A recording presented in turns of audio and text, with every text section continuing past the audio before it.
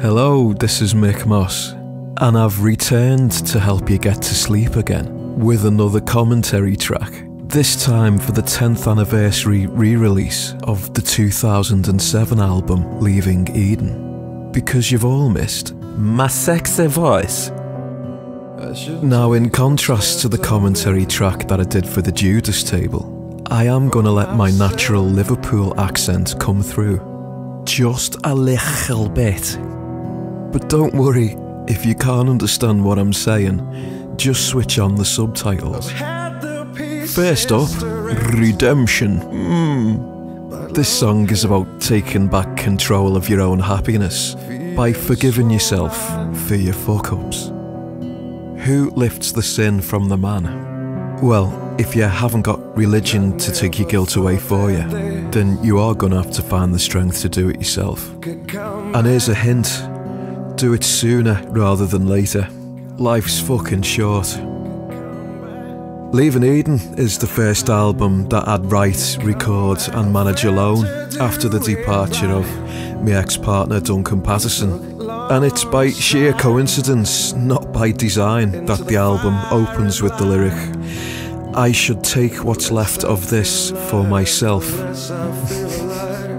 I do remember the time when I'd decided that redemption would come first, and that line would open the album. Not intentional at all, but a happy accident all the same.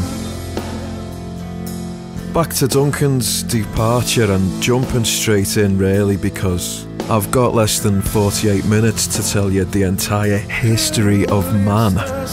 When Duncan decided to finally quit in 2005, it was multiple dilemma time for me.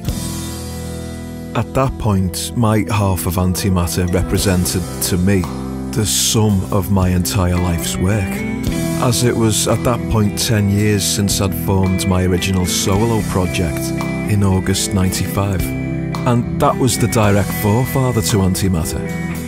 In fact, quite a few songs on the first Antimatter album, and all of the songs on the first Antimatter demo, came from my project.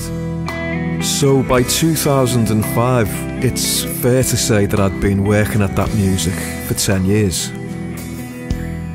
Now, add that to the fact that back in 2002, I was spending quite a lot of time with Danny Kavanagh from Anathema, and he phoned me up one afternoon and asked me would I be interested in joining Anathema, and I said no. This was at a time when Anathema were doing bloody well for themselves, and Antimatter wasn't at all. So I turned down the offer to join a big band because my priority was a small band. Now, how many musicians would do that? Not fucking many. So come 2005, Duncan's departure came as something of a shock. Up until that point, I'd had conversations with him where I'd said, you know, I'm in this for the long run.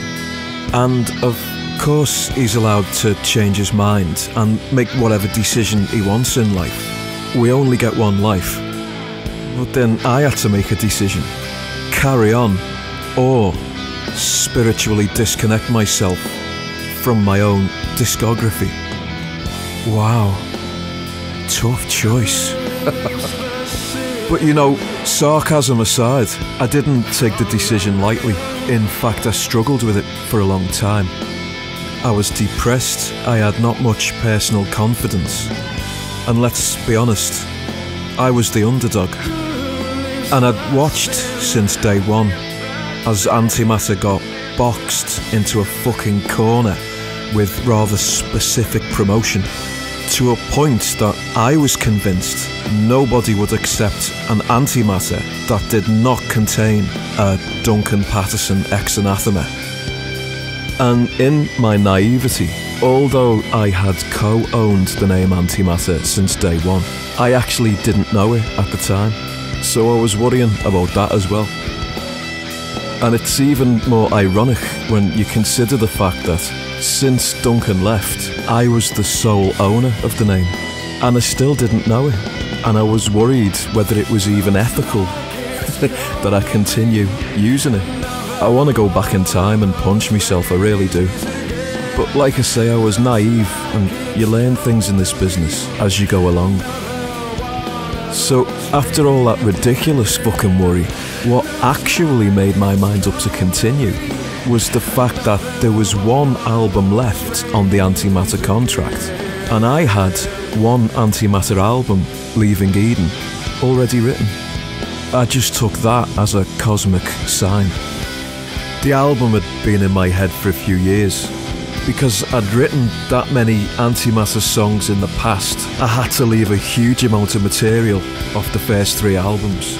At one point I was considering making a solo album with it, but now here I was with the stars aligned. I got in touch with Duncan as I wanted to be respectful and get his blessing, and he was totally fine with it. And I was convinced that once I handed in this last album on the contract, that was it. In short, I thought that this would be the last Antimatter album.